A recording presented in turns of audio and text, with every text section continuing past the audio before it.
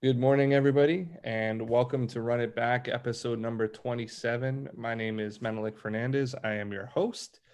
I like to start every episode the same, so I will start it exactly the same as I have with all of the previous ones. I like to give a big shout out, thank you type deal to the Rising Coaches Network, which has really helped me connect with a lot of other coaches who want to share the game, get better, learn from each other, which is really what this is all about. And I also want to take a second today to just sort of reflect for a second and say that I'm super thankful for this. This being episode number 27, I believe we've had 1 week where we had two guests in 1 week, but that would mean that this show, Run It Back, has now been going for half a year, which during the pandemic has been something that I am super thankful of. Not only just, the great people that have jumped on and been guests, but all of the coaches that have joined throughout the weeks and shared, contributed, learned from each other. I think this has been a really remarkable experience. I wanted to take a second and just say this week that I'm really thankful for all the guests, all the coaches that have contributed, jumped on. And moving on to the principle of the show, basically the idea, the premise of the show, so to speak, is that we take teams that have played previously and we run it back, so to speak, where we just discuss like what worked, what didn't work, what we would change, what we liked about a previous matchup. So in this week, we are doing a prep high school game between Westtown and Brewster from Westtown's perspective. And we are very fortunate this week to have assistant coach Caleb Kupa joining us, who is an assistant with Westtown. And Caleb, give me a second. I'm going to try to do you some justice. I don't think words are enough here, but Caleb has been a marketing intern with Hoop Group. He's going into his third season, I believe, if I'm not mistaken, with Westtown as an assistant. He has also been an assistant coach for Team Final Hoops. He's the co-founder of the Who Knows You networking Zoom call, which I've joined in several times on, which I think was awesome. He's probably one of Rising Coach's most recognized faces that has hosted many incredible Zooms this year, moderating and hosting from an incredible list of coaches from Division One all the way up to NBA G League level. Caleb is also the author of the Westtown Play of the Week, which I know is something that he works at very hard and provides a lot of really great content for coaches to check out some incredible quick hitters. And just on a personal level, Caleb is somebody that I have known throughout pretty much the entire pandemic at this point, and somebody that I have grown to really respect as a hardworking young man who is pretty much up next. So, Caleb, thank you for joining me today. It's a pleasure to have you on Run It Back, sir. Appreciate it. Thank you for the kind words. Really means a lot. And like you said, really appreciate the friendship that I built not only with you, but a lot of the coaches that we've been able to build friendships with throughout the pandemic. I think there are a lot of underlying things that were positives throughout all these negative times, and definitely building great relationships with people you otherwise wouldn't have got the opportunity to meet has definitely been a really good underlying kind of theme of the pandemic. So really appreciate the opportunity and really enjoyed kind of sitting in on different running back calls. So I was really anxious to kind of get on one and kind of talk about one of my favorite games from last season. It's crazy to think about. This game almost happened a year ago. So going back and watching this week was kind of surreal. You just really hope to get back on the floor with the guys pretty soon. We're hopeful to get started on January 4th, but it was really, really enjoyable to go back and really watch one of our better teams that we've had at Westtown last year in a really, really competitive game with Brewster. It's yeah, in my opinion, it's awesome because like I'd say a lot of the subject matter so far of Run It Back has been games that are almost a year ago, and when you look back at it, it's like, man, basketball. I missed that a little bit. So Definitely. let's talk about the process here.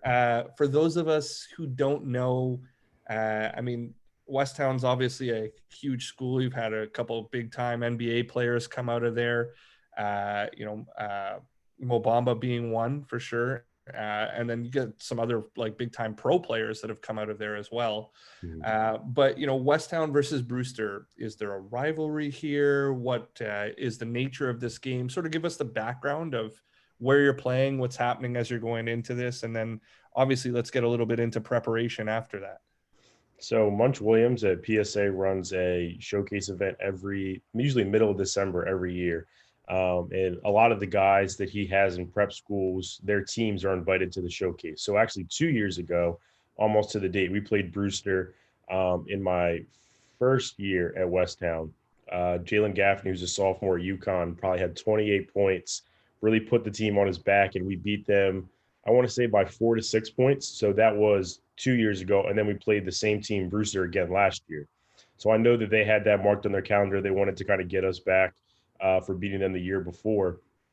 But it's interesting. Brewster has a high turnaround since they are, I believe they're a majority post grad school. So a lot of their guys are either fourth year or fifth year guys. So it's Right. difficult for us in planning because they have a new team almost every year. They usually have 2 or 3 guys that return, but it's the scouting aspect is difficult because it's such early in the season. It's hard to watch film on them. So a lot of the times we need to go back and watch some of their guys play AAU or play the season before to kind of get their tendencies, what they do well, maybe what we can exploit. So that's always an interesting scout because it's so early in the season. Like I said, there's not much film on them, but we know that they had that game marked on their calendar. Um, but other than that, I mean, it was we played the Friday before, so this game was on a Sunday. We played the Friday before. One of the teams in our conference wasn't very good. We beat them by like 40 or 50 points. So we went to practice the next day. That Saturday, we walked through film before practice. We usually, I know we'll talk about this a little bit later, but we usually just walk through their personnel, what they like to do, what we think we can exploit, what some of their weaknesses are, and then some of the sets. That's usually what we try and limit it to. As coaches, we kind of go a little bit more in depth, but don't always tell the players that just because we want to make sure that we're not decompressing them with too much information. So we like to try and keep it pretty generic with what we're sharing with them in the scouts and kind of game plan what we're going to do as coaches a little bit more in depth. So we practiced that Saturday.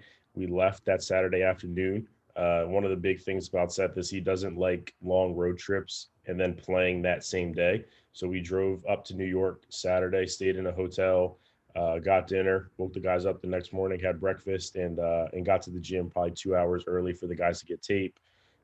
This game is a little bit different because there's no usually when you go to showcase games, there's a gym for our guys to get shots up beforehand, but there was no second gym for our guys to get shots up. So I think that's kind of one of the reasons we contribute the slow start for why we weren't able to get shots up. We had like 15 minutes to warm up prior to the next game. They really run a tight ship and making sure that things stay on time. So we only had 15 minutes to warm up. So I mean, it's really difficult to go into a high profile game like that, really locked in and ready to play if you can't get shots up prior. I mean, obviously that both teams face that, but that's kind of the what led up to the game.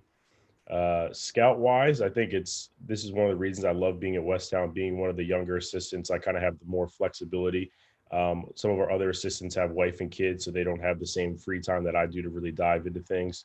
So a lot of the time, Seth and I are really taking a deep dive into 2, sometimes 3 games, depending on. Usually for state playoffs, we'll dive into 3 games, but usually I'll take 1 game, Seth will take another. We'll compare notes, and then we'll flip games and see if we either of us missed anything from the other game that we watched.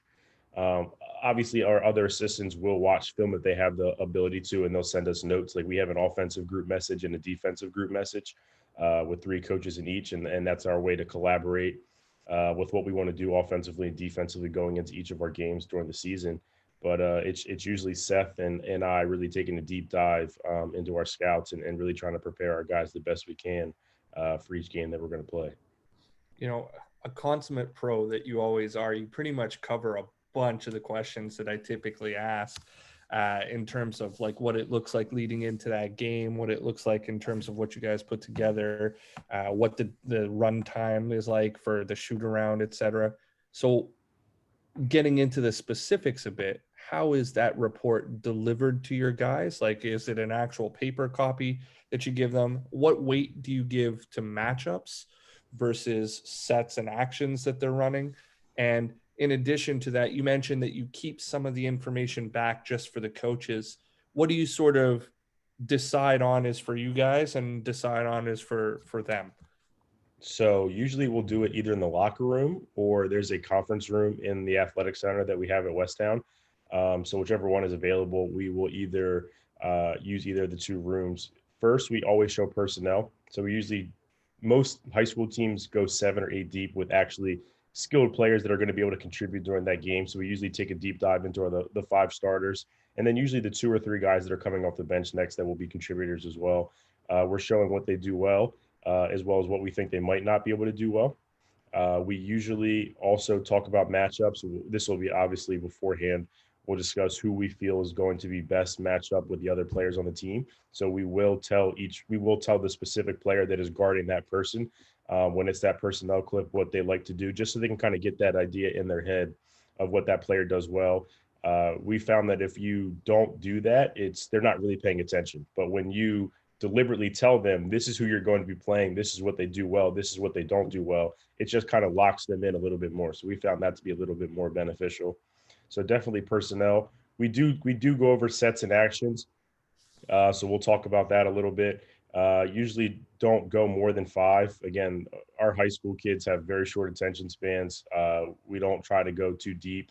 If there's something that we feel that we need to prepare them for, that's something that Seth will talk about in a timeout. We usually have a Word document with sets printed on it that he can show them. This is a set they really like to play, so we won't show them kind of the deeper dive into their sets beforehand. Just usually they're two to five main actions that they're running throughout the game that we both watched. So that's what we're doing in terms of sets. Defensively, sometimes depending on if they're doing something differently defensively, like a 2-2-1 press or a 1-2-2 press, or they're trapping with the top two guys in the 2-3. We'll show a couple clips of that again just to have the guys prepared, so they know what to do and what not to do. That's a really great opportunity to show if the other team that team is playing what they did well to attack that defensive coverage, or what they didn't do well and what we want to fix with what they did. So that's something that we're also trying to give a deep dive into as well. If they're doing anything defensively. And then, I mean, everything else is pretty similar to what I assume most programs are doing. If they trap, if they press, if they double the post, different things like that. So obviously that's going to be a game to game basis if that specific team does those things.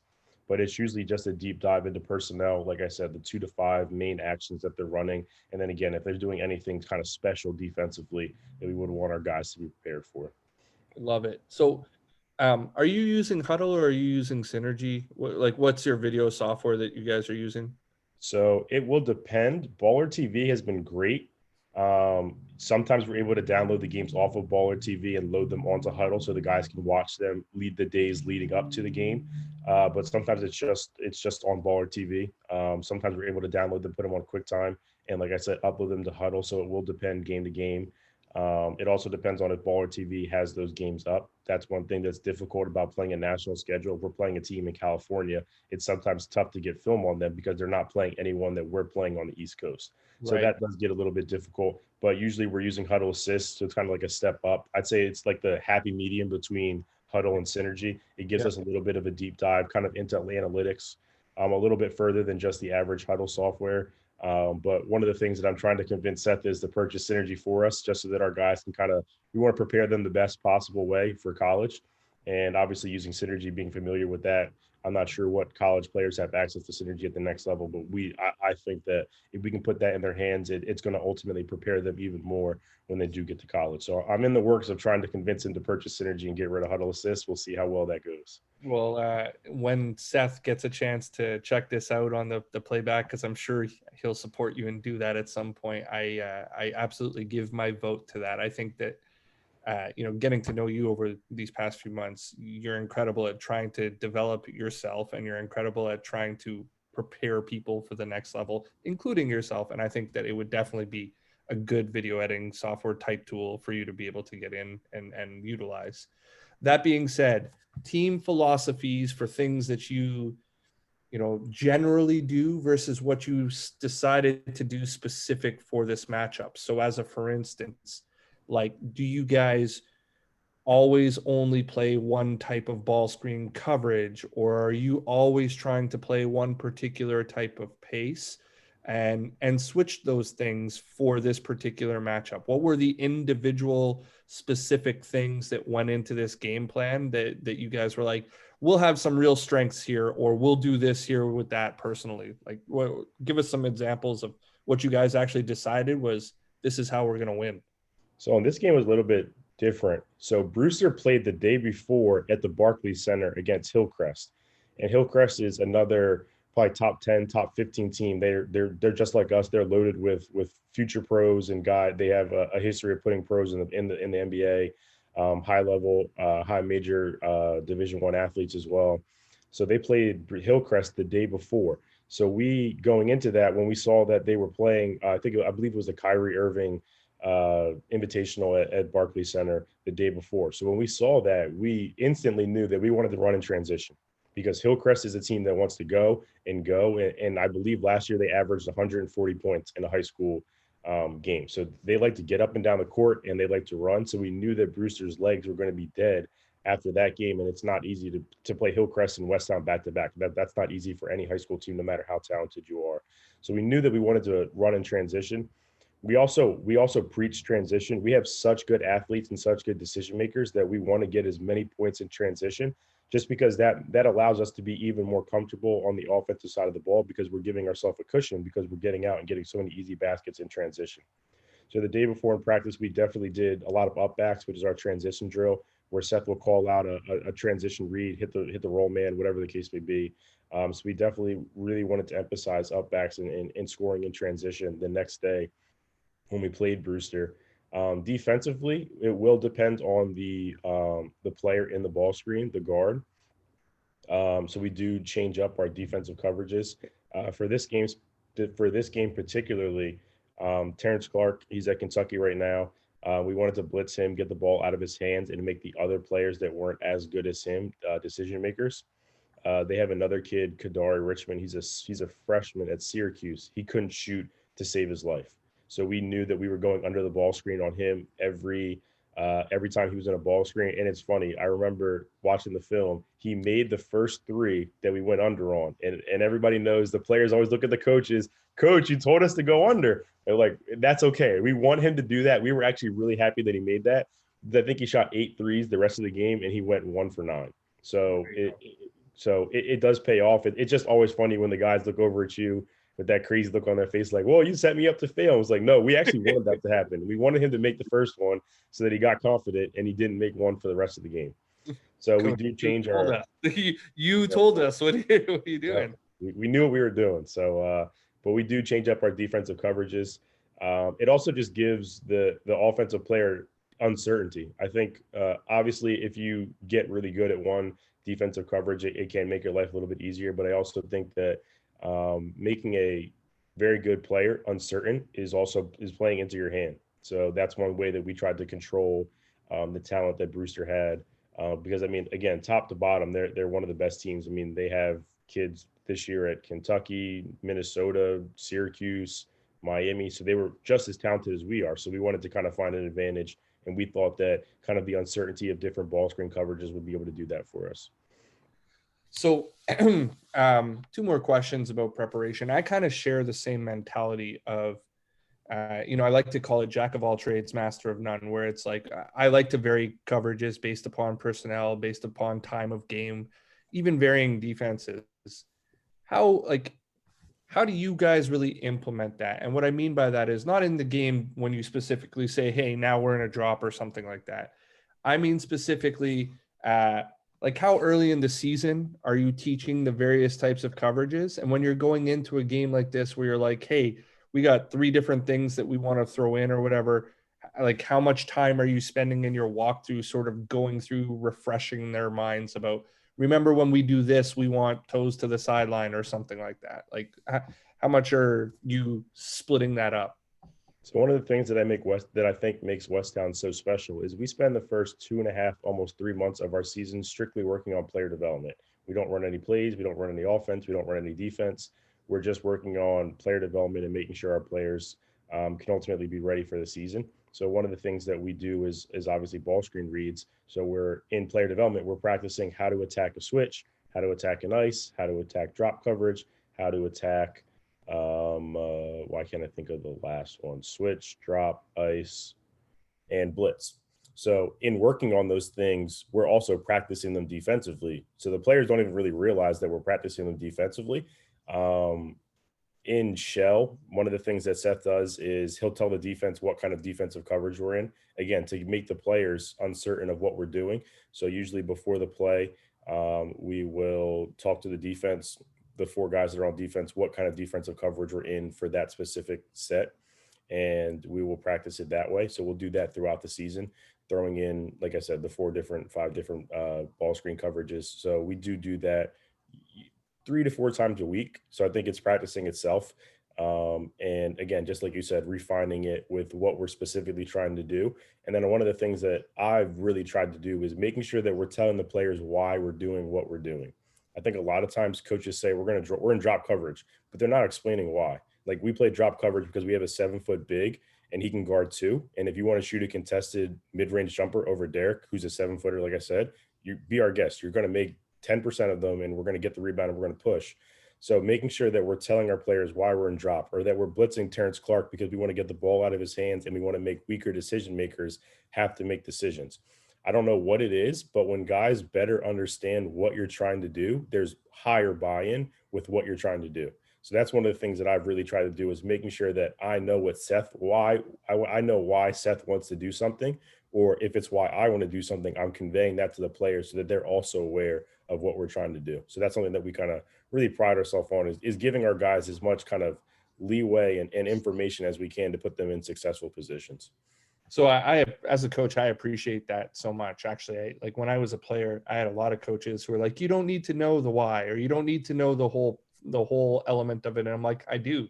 I actually really do. I feel quite a bit more bought in when I understand what we're doing, and it helps my mind work, right? Like I understand you should trust in your coach, but trust is also built by being informed, obviously." So 100%. last question towards preparation, I suppose. In hindsight now, I mean, obviously knowing you took some time to rewatch this game and go through your scouting and what you did. In hindsight, is there anything that you missed in your scout or would have, like, I mean, obviously you guys won this game in overtime. It was a hard fought game. But that being said, is there anything that you would do differently that you would have thought probably more successful if we had done that, would have been easier if we had done this? Hindsight's 2020, as they say. Is there anything in there that you would change? So one of the things that I mean, obviously, I respect Seth. I think the world of him. We had a player who is a freshman in the ACC this year. His grades were not up to par, and Seth did not allow him to play in this game. Right. So there are a lot of teams that would be in the same situation that would say, we don't care. We're not going into Brewster without arguably our second or third best player. And he didn't care about that. This player's grades were not up to par. So he did not travel with us. He did not play in this game. I believe that is one of the reasons why Brewster came out so strong. They didn't know that this player was not playing until they got to warmups. And I assume that they saw that and they were like, there's no way this team is going to beat us. We're going to put our foot on their necks and we're going to cut them off as soon as a jump. And I think that is one of the reasons why we started off slow. I believe they were even more amped up than we expected them to be coming into this game. Preparation wise, one of the things that we didn't, I mean, obviously there are repercussions because this player did not play, which means a bench player who was a sophomore needed to start into the starting lineup. And again, it's not easy for a sophomore that played a little bit of minutes the season before to step into a starting role against Brewster, who ultimately you're playing against grown men at the high school level. So it wasn't easy. So one of the things that we could have better prepared for is the press. One of the things that we do in practice is sometimes we'll put 6 and 7 guys on defense for presses just to kind of make our offensive players uncomfortable. And if they can beat a press with 6 or 7 guys, they can definitely beat a press with 5 guys during a game.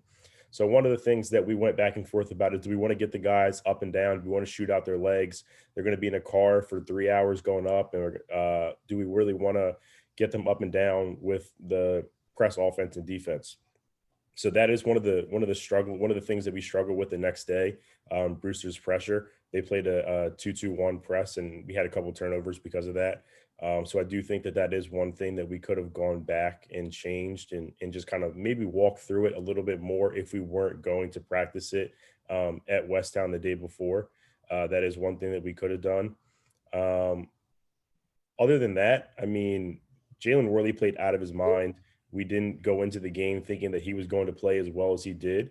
But I mean, other than that, trying to get shots up, I mean, there wasn't really a way for us to do that. So if there was a way that we could have done that, that's one thing that I would suggest as well. But I'd say other than the press break offense that we could have walked through, I don't know how much of other things that were actually in our control that we could have changed. So now let's talk in game just a little bit, just before we get to film. What, so like I always like to ask the question about at halftime. It's a 1 point game at halftime, and I mean, so first off, I got a just sort of a clarification question. Do you guys always play 2 20-minute halves at your high school level, or is this different from the different tournaments that you play in? So this was different, which is another thing that was a little bit difficult. Obviously, our guys are. So I'll say, as a coach, it was very fatiguing to coach a 20-minute halves. You don't realize how long a time period 40 versus 32 minutes is. So it was fatiguing as a coach. So I know that our players were fatigued going through that. But most of the time we are playing 4 8-minute quarters. I'm not sure why our game was 2 20-minute halves. I'm not sure what Munch and Jason and Seth worked out for it to be that way, but it was that way the year before as well. So that is something that was a little bit different for this game as opposed to our other high school games. And do you always play with the shot clock, and is it always the same duration, or is it varied based upon where you play type deal? So in our league, we do play with a shot clock of 30 seconds. I don't remember what the shot clock was in this Brewster game. It was either 30 or 35. I'm not sure which one it was. It was hard to see the shot clock from the video, but it will depend on the It looked like tournament. 30. I I believe think a it's lot more tournaments are going towards playing with shot clocks just because they're playing with college athletes or future college athletes to ready them for that. So that's one of the things that Seth did 2 years ago. He bought a shot clock for Westtown, and that was able to kind of jumpstart the rest of our league playing with the shot clock as well. So I think that's been really great for our players to kind of prepare for late second offense and different things like that, because obviously they'll experience that in college. So that's one of the other things that he's done to prepare our guys as best as he can for college. But most of the tournaments that we do play in do play with the shot clock. So I mean, I want to tip my hat a little bit to all the high school coaches that are out there, because like I coached high school for 2 years, and a lot of coaches forget or don't realize how flexible you have to be with the type of game that you're actually playing, right? Like you could be playing 4 8s, you could be playing 4 10s, you could be playing 2 20s in this case.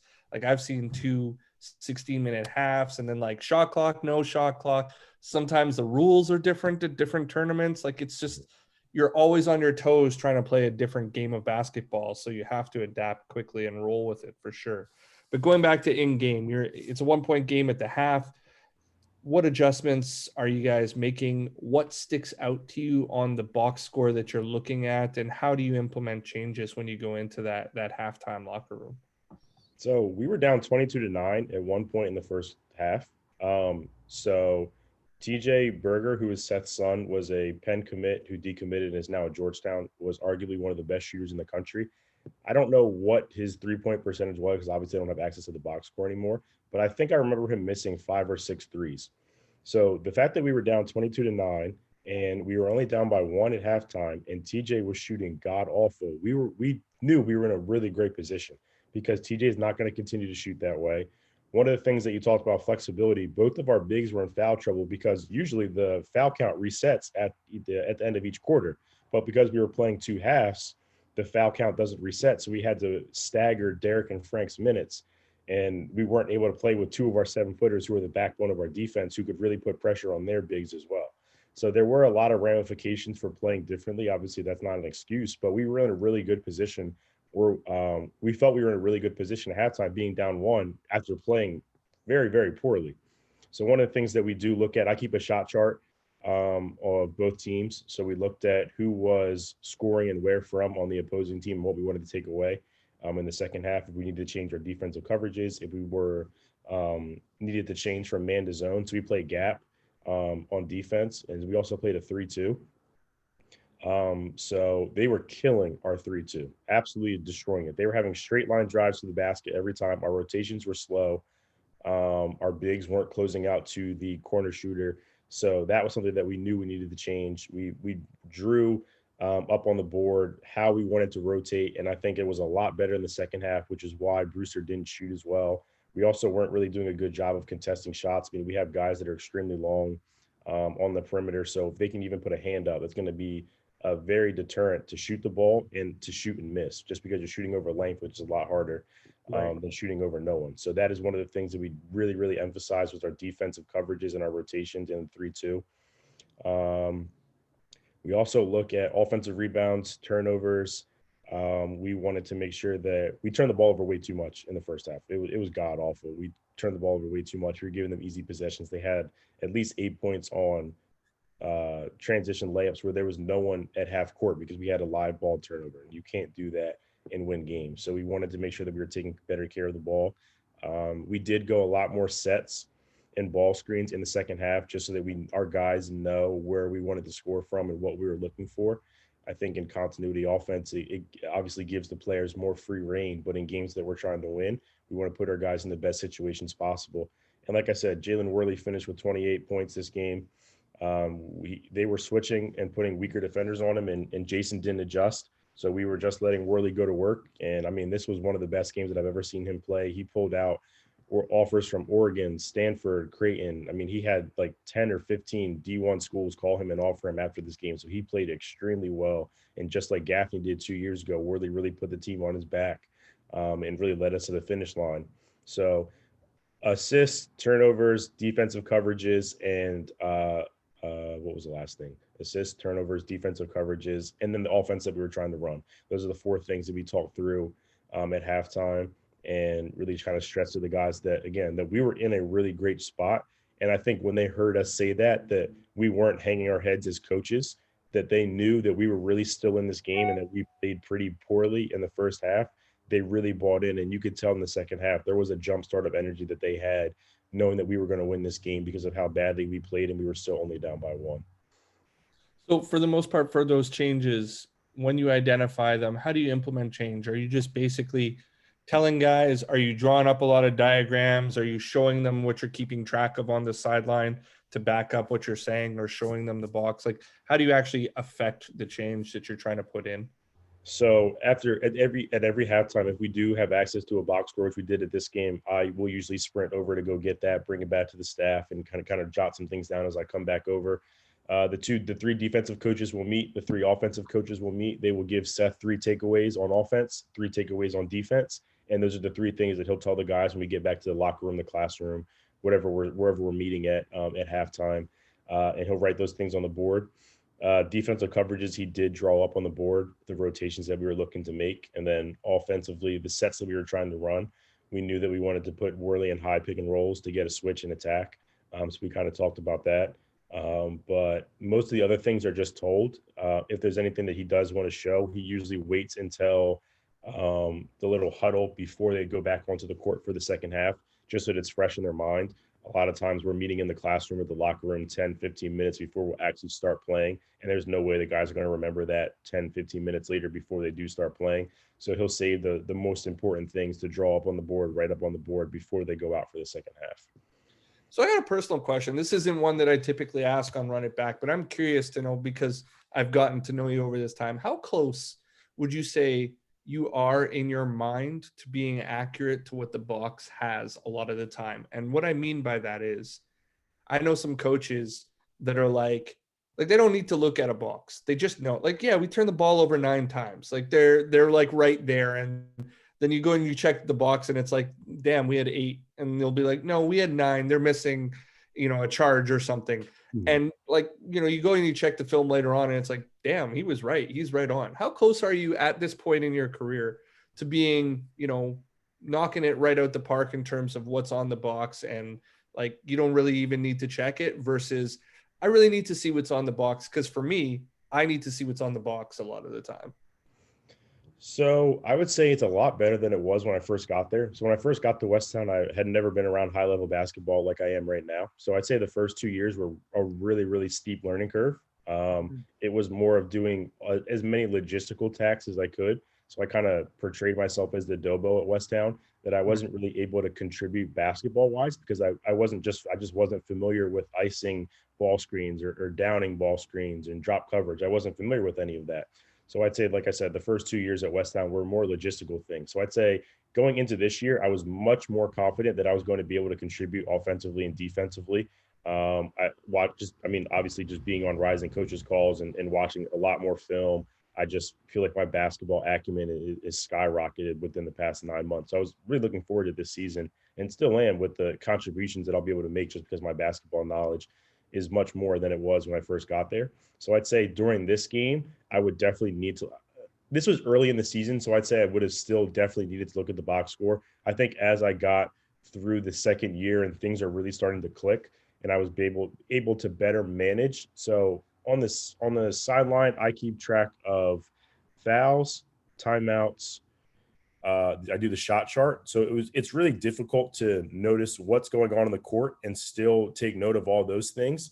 So that was really difficult. Again, I wasn't able to contribute offensively and defensively, which is why I was doing those things. So it was difficult to really understand what adjustments I would want to make because I was writing down who shot that, if he made it or he missed it, who was Yeah. that foul on, different things like that. So I'd say it's definitely taken off now. I'd say that it's definitely a lot more improved. I think I'm not at the point where I would say, oh, we have 8, no, we have 9, they missed a charge. I wouldn't say I'm there, but I'd say I'm pretty, I don't want to say pretty close. I'm almost there. I'll say I'm almost there. I'd say 50 to 60% of the way there. Sounds good. I caution coaches to watch out when you're 100% there, because you're getting there, man. If any coaches have any questions, please feel free to jump in. If not, Caleb, I'm going to bring up some video from your game.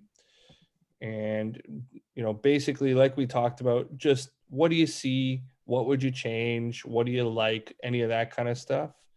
Are we good with that size, or do you need me to open that up a little bit more? Oh, I completely forgot. I didn't show the scouting report. You want to do that before I jump into this? Yes, let's do that just before, just so that. All you, sir. Jump in. Perfect. All right.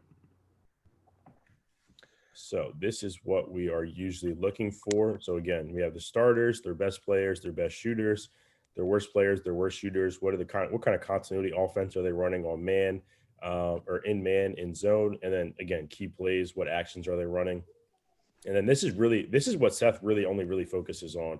How do they guard ball? How do they guard ball screens? How do they guard off ball screens? So they have a defender guarding the ball, is his back to the defender or the back to the offensive player on blobs. How do they guard the post?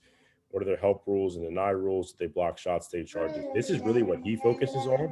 I tend to take a more deep dive into personnel, and he is the one that usually takes a more deep dive into their defensive tendencies so that he can kind of in his brain think about what he wants to call and how he wants to kind of coach that game.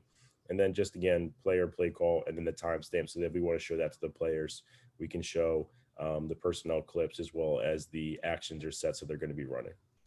Love it. So it's pretty simple. I think that's one of the things that allows us to be so successful. We keep it simple. We try not to go too in depth with what we're trying to tell the kids. Keep it simple, and we keep it pushing. So, well, the interesting thing about that is that the simplistic part is the hard part, right? Like, the expression is the devil is in the details, so to speak. But like, I always laugh because sometimes you'll see a coach go over and they'll say 2 sentences to somebody, but those 2 sentences are the perfect choice of words at that moment. Whereas certain other coaches will say 10, 15 sentences and they just can't get their point across. So how succinct you are and the choice of words that goes into it really does matter for sure.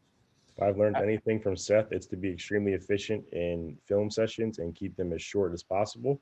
And that is definitely something that I will be taking with me to college. Keep them short and sweet, be explicit, and make sure that only what needs to be told is told. 100%. I agree.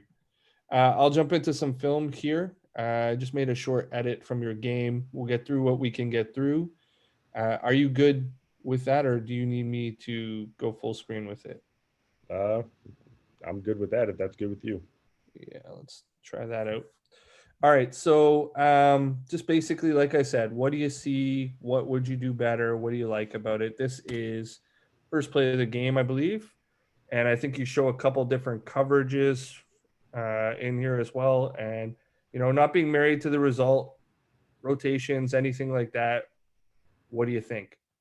So on that one, I think Frank stepped up a little bit too much. Him being a 7-footer, he should know that he can use his length and defect the shot. So I think when this kid drives, he can step over, and he can also position his body where his butt is parallel to the baseline, just so that he can see that pass and hopefully get a hand on it to tip it.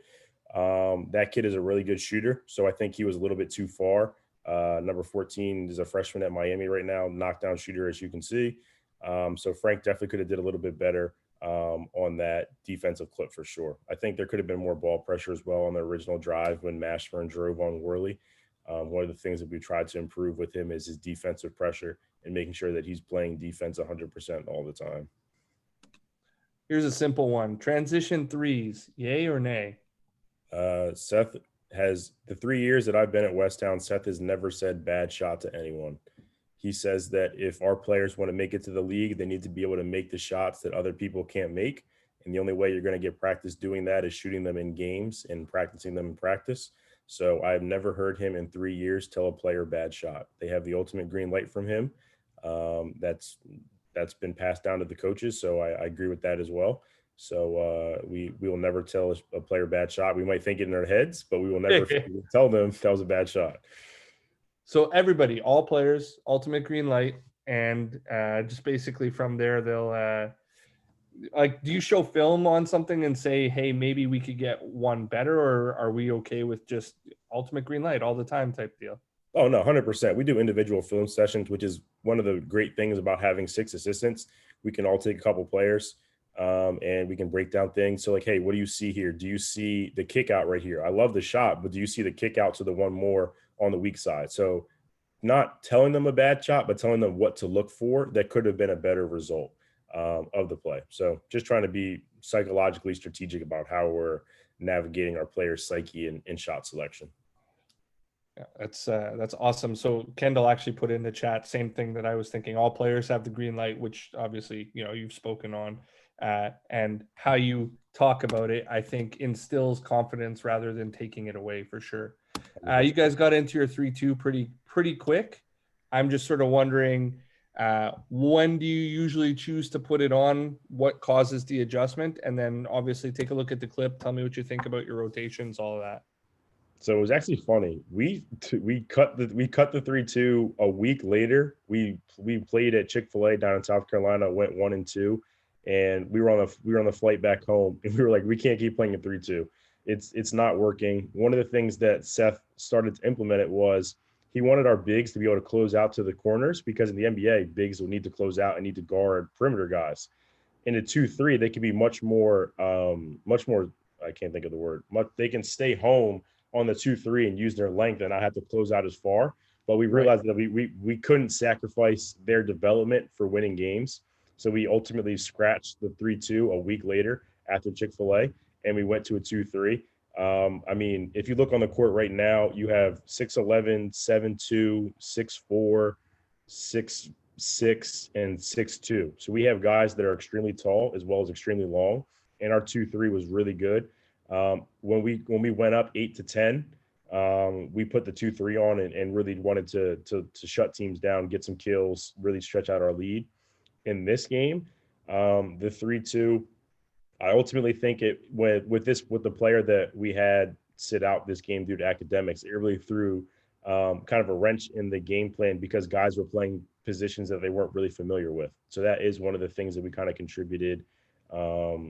The kind of, I don't want to say the lack of success that we had, but I think it was good in points or in spurts, but it wasn't as great because guys were playing positions that they weren't really comfortable with. So yeah, so like as a for instance, your nail entry looks almost no resistance right here, exactly. and that's just lack of familiarity, like you're saying, right?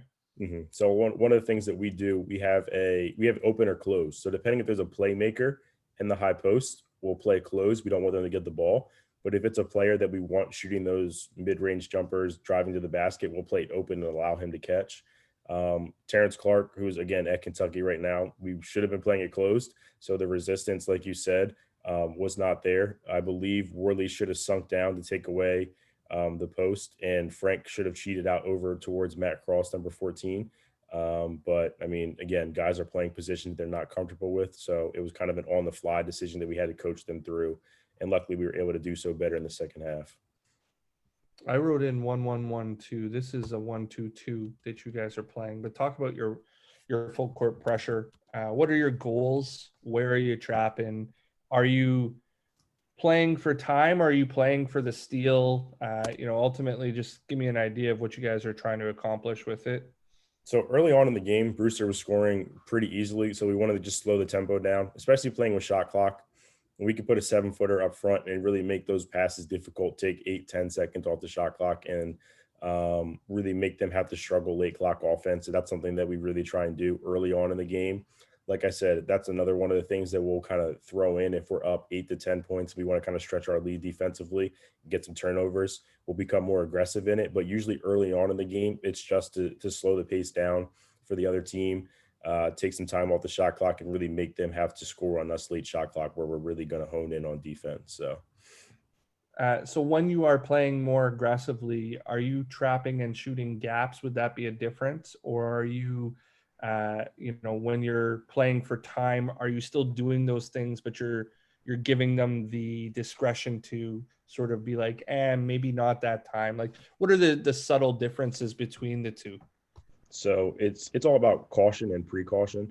So when we are being more aggressive, we tell them go for everything. If they Yep. score, we're okay with that. Again, we're talented enough where if teams are going to score on our press, we can match their scoring with almost any team in the country. So we're not really worried about being too aggressive. Again, we have a rule where if they score 3 times in a row, we'll obviously get out of it. But I don't think that happened at all last year where they scored on our aggressive 1-2-2 at 3 times in a row at all last season. So we usually like to trap in the dead corners as soon as they step over half court. So one of the things that Seth, which was really interesting, he tells our players to time it. So when you're dribbling over on the third dribble over half court, that's when they want you to steal, and he wants you to steal on the way down so that you can't control the ball coming back up. Right. So I think that was really interesting, something that we really worked on this year a lot, that I really thought was one of the intricate parts of a press, in teaching that, which I thought was really cool, that I'd never really thought of before. So just the intricacies of that. But we really like the trap as soon as they get over half court. And again, when you have a 7-footer and a 6'8" kid trapping, good things are going to happen. So Yeah, for sure. There's a lot of length up there. Weave to ball screen, one of the early plays that I saw you guys running. I was wondering if you only run it against certain coverages, and what are your sort of teaching points in it? I think I have 2 clips in a row of it here, yeah, so I'll so show both of them. this is what we called circle. So Seth will call out a number, and whatever number that is how many handoffs we get until we want the specific player with the ball in their hand. So if we call circle 4, it'll be for Worley because we're going to hand the ball off 4 times until Worley's getting it. And that's when either Frank or Derek will come up and set the ball screen. So that's, again, just something that if we notice that, again, that a team is going to switch on all of those handoffs, ball screens, different things like that, we will strategically plan it out so that one of the weaker defenders is switching on to one of our stronger offensive players, which was Worley in this case. He played extremely well in this game. So we're going to call out whatever number that is, and we're going to try and get him attacking in a high pick and roll, going downhill with 2 shooters on the weak side and a lift man coming up following him. Love it. Love it. I love that it's strategic, and you guys also call out the number of handoffs. I enjoy that. Defending in the half, I think this is just a blow-by type play. I'm wondering who your low man or your most important guy is, and sort of what your normal rotations would be in this scenario. So that's terrible defense by Quinn. He's standing up, trying to defend him. Never going to happen. Terrence Clark is. I love, Caleb, that you know exactly what the play is from the 100%. second that I pull it up. Really it's an eye twitch defense. play, right? It's one that you remember, like, what is he doing? Standing up. He's trying to guard arguably one of the best high school players in the country last year. Standing up, never going to happen, which is interesting because number 12 is a sniper. Kid is at Maryland right now, so TJ can't leave him. And then Frank's in a bad position because he has to step up. Ultimately, if anything was going to happen, we would want this to happen. Number 12 was probably the weakest player on their team right now, but Terrence Clark is just a great pass. Obviously, I mean, it's a super simple read. He sees it coming because once he gets past Quinn, his eyes are on Frank, and he sees as soon as Frank steps up, it's a drop off. If Frank doesn't step up, then it's a layup. So I mean, it's just a trickle down effect of bad defense. Nymir, which is to the left of the on ball defender. Right now, he should have been to the left. So the darker skin guy, yeah, him. So he could have been more in the gap. I mean, again, he's standing up as well. He needs to be in a stance in a gap so that when Terrence does blow by Quinn, he at least faces some resistance before just getting a straight line drive. So again, not very great defense, but I mean, when you're playing talented teams, these kind of things are going to happen. I mean, Terrence Clark is going to get by you no matter what happens some of the times, but it definitely could have been more resistance by Quinn on the ball, and definitely could have been more help by Nymir on the perimeter as well. So I got a couple questions about this. First of all, you said this gentleman's name is Nymir. Yes. Do you ever cover elbows with him, or do you just have him dig as he's doing there? So we would like him to just dig. I can't tell. I think he's guarding Jamal Mashburn Jr., which is a pretty Yeah. good shooter. So we didn't want him to help off too much, which is why we wanted it to be a quick dig and get back, because that kid is a really good shooter. If any, and then Derek is guarding Matt Cross, the kid that hit the first two threes of the game. So he can't Right. even play help as well. He's got to be attached to Matt's hit for the kick out as well. I think Terrence is a really good passer. So it was really hard for us to play help defense, which is why we wanted to blitz him. We wanted the other guys to beat us, because he's a great driver, a great passer. Can't really shoot as well. So actually, Quinn should be more off of him, because we're not worried about him shooting, especially from 3-point range. He's a terrible 3-point shooter. So if anything, Quinn should have been backed up almost at the elbow, making him want to shoot that shot. And then my other question was, your low man this is Frank, if I'm not mistaken, right? Yes, sir. Your low man would be Frank, your most important guy. So that's where you help from typically, type deal. Because I've heard, so I mean, that's where I would help from. I've heard some stuff where players in the center of the floor, they'll help specifically from other spots based upon shooting type deal. But it looks like you're just a step slow, basically, is what it looks like to me there. And again, Quinn was a sophomore. This is probably the biggest game that he had ever played in as a sophomore. So, I mean, you understand that he's a little nervous. He didn't know he wasn't starting, or he didn't know he was starting until the day before. So it's not even like he had time to kind of mentally prepare for this moment, which is another thing that I forgot to mention. John Calipari walks into the gym like 15 minutes before we start, because Terrence Clark had committed to Kentucky. So he came to watch Terrence play. And I think that also had something to do with it as well. When Coach K, you can't see it right now, but he's sitting five feet from our bench. So he's got a front row seat to the game. And I think nerves also played a part in that as well. I forgot to mention that For sure. when we first started. 16 years old and you see Calipari walk in the gym, it for sure has an effect. Definitely. So I think that contributed to kind of the shaky knees and the slow start as well. That had something to do with it as well. This is a ball screen clip. I think I put this in to just talk about your flat and under coverage, what your teaching points are. I think also on the next one, you guys go flat and over. And I was just wondering if it was just, I know you can't see it great there. It ends up in a switch a little bit later on, but with your flat and under here and then the flat and over afterwards, I was wondering if that was a personnel difference or if they had just played it incorrectly in one of the two. Yeah, so Wade should have fought over the top as Frank's hedging to get back. Bad defensive coverage right there. Frank also could have done a better job of pausing the ball handler to kind of, again, give Wade time to get back. Again, just not very good defensive coverage right here. I mean, that's a really soft hedge. If anything, Frank can hard hedge. We're not worried about 21. He's not really an offensive threat. So if anything, he could have hard hedged and given himself even more time to get back, because we weren't worried about 21 as a threat. So, but bad defensive coverage by both of them.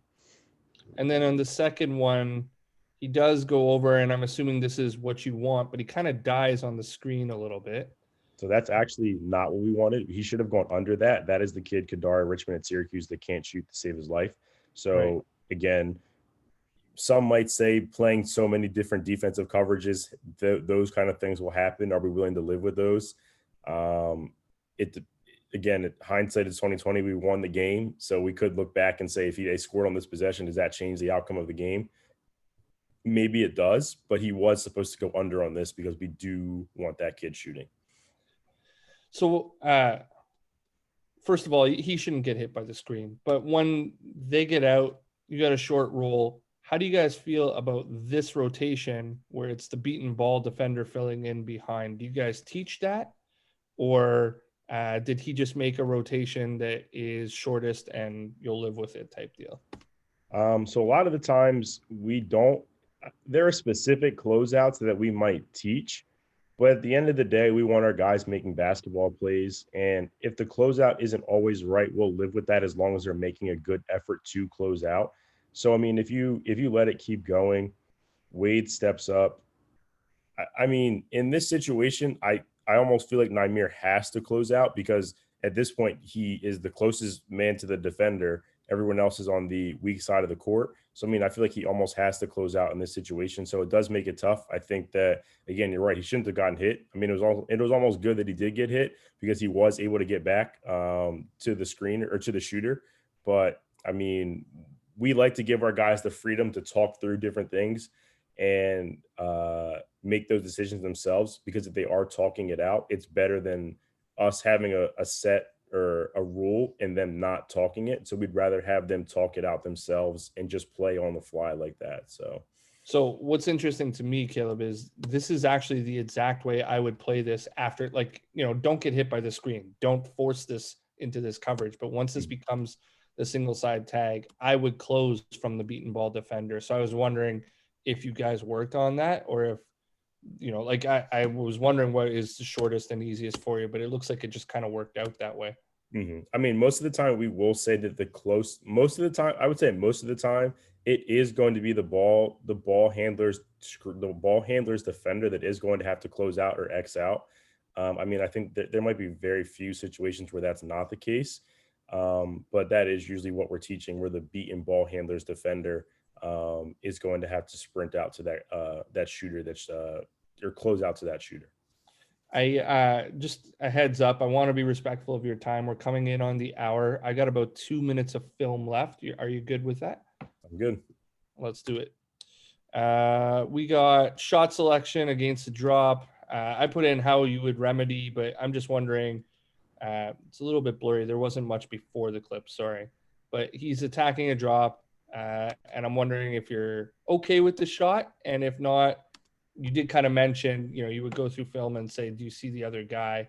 What would you have him do instead, type deal? I mean, me personally, I would want Willie to kick that out to TJ. Again, one of the best shooters in the country. But I mean, when you have a point guard that's going to Florida State, you live with the decisions he's making and what he sees, which who Worley is. He's a great point guard. But when he sees a look and he's attacking, we can't be mad that he took that shot. So I would like him to pass it to TJ, one of the best shooters in the country. But again, I'll live with our best point guard getting to the rack and attacking on what he sees. So I got a question, and I think this is typically a higher level question, but like your program is very high level. Do you guys have packages, so to speak, against different coverages? So like if you see the other team is in drop, you're specifically looking for X. If they're switching, you're specifically looking for Y. If they're shocking the ball screen, so high hedging, you're specifically in Z type. Do you guys do stuff like that, or are you just as you said, going through a lot of skill development type deal? Yep. So we have actually, I believe I still have it from last year. Let me see if I can pull it up. Yes. If you stop sharing really quickly, I can share my screen and I can show you this. So this is our set sheet this is the final set sheet that we use for state playoffs. So we have sets for 1 big, 2 big, zones. If we want to get a perimeter ISO against a blitz, against a diamond and 1, triangle and 2 against pressure, and the game pressure, man blob, slobs, zone blob, different things like that. So at this point, we didn't really need to tell the guys what plays we were running against blitz, switches, ices. We played like 40 games a year. So at that point, they knew what we were trying to do against those situations. But earlier in the season, we would walk through those. But we do have packages for different coverages the defense is playing. And your guys would get a package just like that? No, they wouldn't get that. That's something I laminate that for Seth, and he keeps that on the sideline for when he wants to run whatever he wants to run. But that is something that we'll just go over in practice. One day we'll focus on early on in early practices before the season gets started. We'll focus on what we want to run in blitz, what we want to run in switches, and that'll just be a day-to-day thing until it just becomes so repetitive that the guys already know what looks we're looking for, what plays we're going to be running in those situations. Love it a lot. Coaches, if anybody has a question, please feel free, open format. But if not, I'm just going to continue on with some video here. Next one was so this is an awesome baseline out of bounds that gets you a dunk. I'm wondering how often you get the dunk. I'm also wondering what the counters are when that lob's not there. So I would say this is always Seth's favorite first baseline out of bounds play to run. It sets a huge tempo when you can get a 7-footer dunking on somebody's head. Yeah. It gets the guys amped up, really gets them motivated to continue to play even harder. So I'd say we get this. If a team doesn't scout us, we'll usually get this 2 times. Most times we'll get this once. But the counter is, so if you go back like 2 seconds, TJ will set this screen, which is number 20. He's going to set this screen for Frank.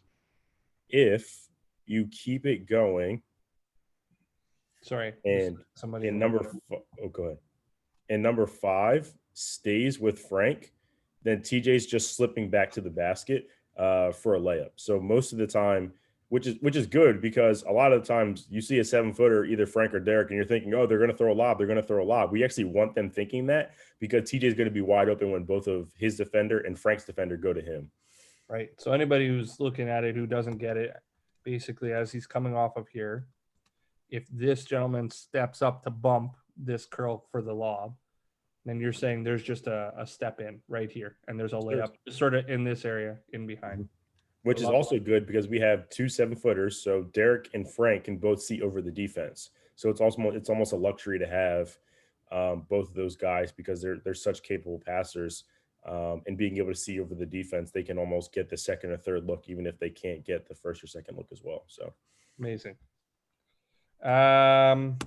This was just a blown rotation in transition. I'm wondering, what would you do to remedy this in game? I mean, sometimes slip ups happen. Hindsight's 2020 type deal, but like, are you or Seth yelling and screaming type deal? Are you remembering it for the next time out? Or are you just not even mentioning it and saying like, hey guys, you knew you screwed up on that, so let's fix it type deal for the next one? if this is in the second half, I mean, not that you ever can accept these kind of things, but it's not easy to just play 40 minutes out of like not ever after not having played it before, almost a year before. So we Right. did understand that fatigue was a factor with our guys. Our bench was obviously shortened because the one player did not play. So guys were playing more minutes than they were accustomed to. I think that's one of those things where we're just stressing in the huddle the next time out. We'll either bring back up the box score. So I'll tell Seth before he speaks to the team. We had 12 they had 12 transition points this last half. They scored 4 now, so they're up to 16. That's 16 easy buckets that we're not willing to give up. So it's more of a, Seth's not really a big yeller, so he doesn't usually yell. We have a couple other assistants that do that for him. So one of our assistants, he is the defensive guy. He's the screamer. So he's screaming, we got to get back. We got to get back. We got to stop the ball. But I mean, it's almost an effort thing. So if you go back a little bit further, you can see Worley was jogging up the court. He was the last one up. I mean, guys aren't in a position. Nobody's in a stance. Nobody's stopping the ball. I mean, this kid's getting to the free throw line before he's even facing any resistance, which isn't acceptable. But there definitely were some things that contributed to that. So it's one of those things, like I said, just telling the guys in the huddle, we can't give up easy baskets in a close game. Especially with the momentum was definitely in their favor. They were on a run to kind of bring the game back to competitively close at this point. So just making sure that they understand we can't be willing to give up easy buckets like that. Next one is a reject clip, and then I'll skip ahead to the end of game. I just want to talk through the end of game real quick at that point. But I'm wondering what your teaching points are on rejecting ball screens, what you guys teach them, or is it a feel thing? Is it something that if they're not into your body, you're telling them to go right away? But basically, Frank goes to set a step up here, and then he rejects it and goes center on it. So I'm wondering if there's any visual cues that you teach your guys, or if you're just relying on his ability. So again, Worthy is a Florida State point guard that just made a great play here. So the first read in a ball screen is always a reject. So you should always be looking to reject the ball screen first when you are getting one. So you can tell that the guy's almost forcing him. That's to his left. He's almost forcing him to his left. One thing that I would change is I would almost want Derek, when he sees that Worley is rejecting it, to space out to 3 to make his defender make a decision. If he steps up, then he has Derek for a kick. But if he stays home, then Worley can continue to get to the basket. Obviously, Worley still got to the basket and finished it because he's such a great player. But I would want Derek to space out when he does realize that Worley is rejecting it. But everything else was great. He had a double kick out with I believe Quinn was lifting on that 3. So he's in the left side corner. He was lifting as well. It's tough to throw a lift. It's tough to throw the pass to the lift man on a reject, but I mean, it was great spacing all the way around. Had two shooters on the strong side to kick out to if you didn't have the drive to finish. But I mean, great point guard, made a great read, great finish as well. So Love it. So I'm going to skip ahead from some of the second half clips here, and I'm just going to go to the end of game. So give me a second to find that. So I believe it's actually starting right in here.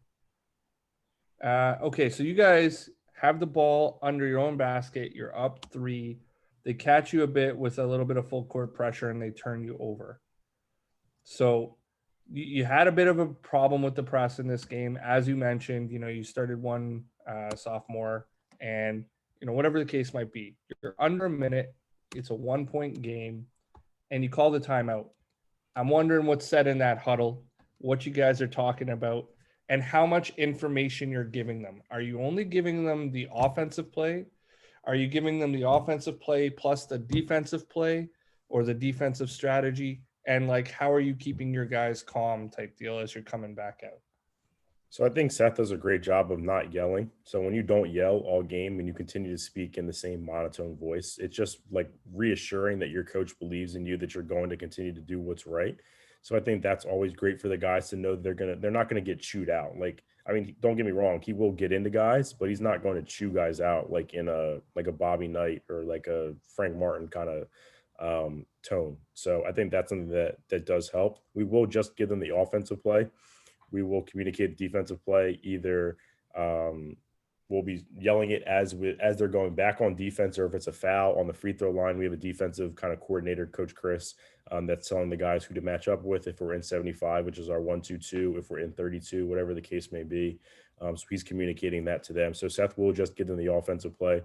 And then one of the things that I think is also good is he lets them sit and talk amongst themselves for 10 to 15 seconds if it's the 60-second timeout, or 5 to 10 seconds if it's a 30-second timeout, just to hash anything out that they need to talk about before he comes and talks to them. So just giving them time to kind of discuss what they see as players, and then that allows them to talk to him about what they see as players, and if that is coinciding with what he sees, if he wants to change what he wants to do.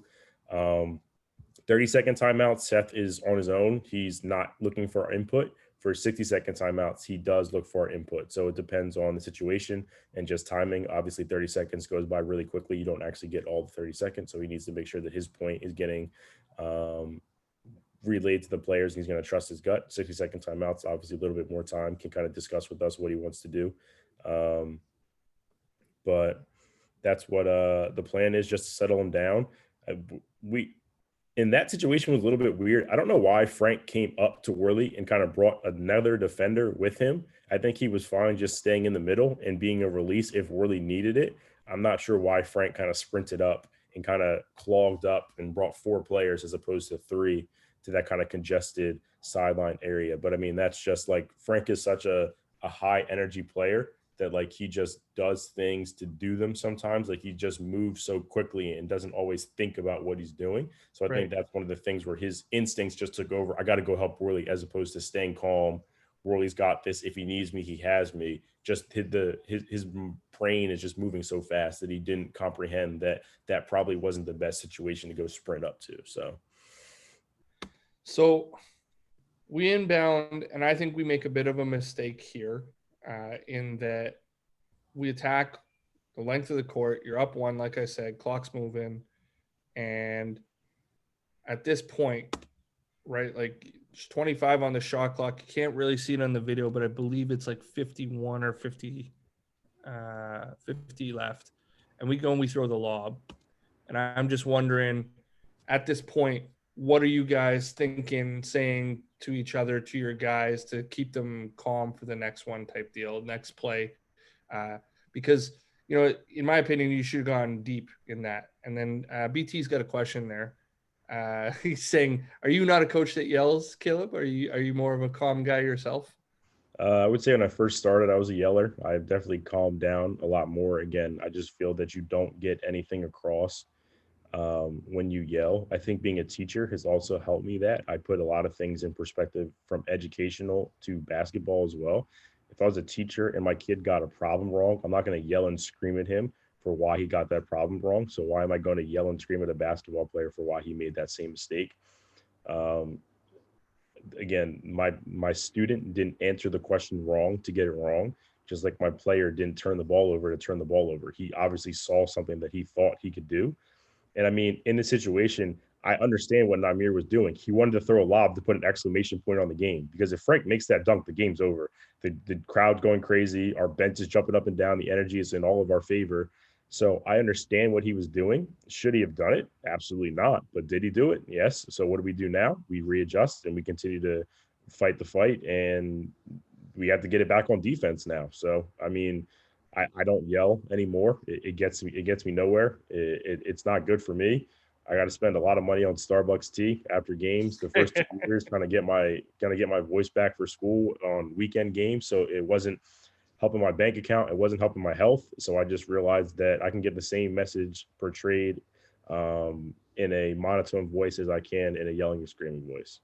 Love it. So, long story short, you guys get the stop, but there's a foul called on the rebound that I think is questionable. He makes one of the two, ties it. It goes to overtime. And when we get into overtime, the quick summary is you guys make a big three and then a big two, and then they pull it all together and they score 2 buckets. So you end up one. Here's your final play. There's 7 seconds left on the clock. How much input are you guys having? Or are you just trying to trust your guys to play here? Because it doesn't look like you did anything different specifically for the last play. And I'll just let it run so you can get an idea. They're going full speed. You try to draw the charge. There's no call. He misses the layup. You take the W. I'm wondering what specifically goes into that last play defensively for you guys. Is there anything that you're saying to them before the play starts, or are you just trying to trust your guys and get through it? Trust your guys. We found that when in high pressure situations, you continue to do what you've always done.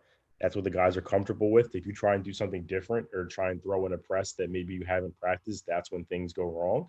So we just were going to play our set defensive coverage and do what we had done the whole game and be comfortable with the result. If we lose, we lose. But if we win, we won doing what we do best. So that's kind of how we look at it. We're gonna go down with what we do best, and if that's not good enough, then that's not good enough. So I love it.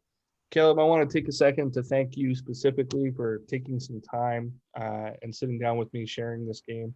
I also want to say to anybody who checks out the replay later on, keep an eye on Caleb. I think he's a rising star in the community, and it's reflected by the caliber of gentleman that is in this call right now. You guys don't always get to see the coaches that jump on, but there's a lot of really, really, really good gentlemen that I respect a lot that are in here to, specifically share some of their time and listen to what you have to say. And I think that speaks volumes to who you are as a person. Before I finish up, I'll just take a quick second again to thank Rising Coaches for connecting me with high caliber people such as yourself who want to share the game and get better. And again, just quickly say how thankful I am for the half a year that I've spent doing this show, getting to, speak with and learn from people such as yourself and the other coaches that jump in. So I'll take a second and end it there. But sir, any last words are all yours. I really, really appreciate, and thanks again. no, I appreciate it. Like I said, it was a really good opportunity to kind of get better. I think this is a really good opportunity for you to get better, but also for coaches to get better. I think this was a kind of an opportunity to kind of go back and watch a game. So we usually watch games once or twice afterwards, but I think this was a good opportunity for me to see some things that we can continue to get better at. So this was really cool opportunity to kind of get better as a coach, kind of watch more film, get more reps. So it was a really good opportunity for me. And like you said, this has been a great opportunity for you to kind of get so many great coaches on this call, and the opportunity for growth has been astronomical with how many people have been on.